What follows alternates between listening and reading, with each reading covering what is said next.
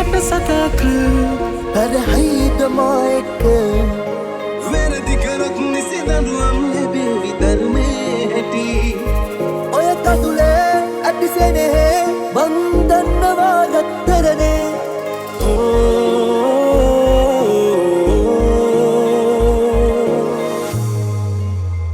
නිවාලම් ජීවිතේ කඳුළු හිනාවෙන් ඔයම වේරදුණු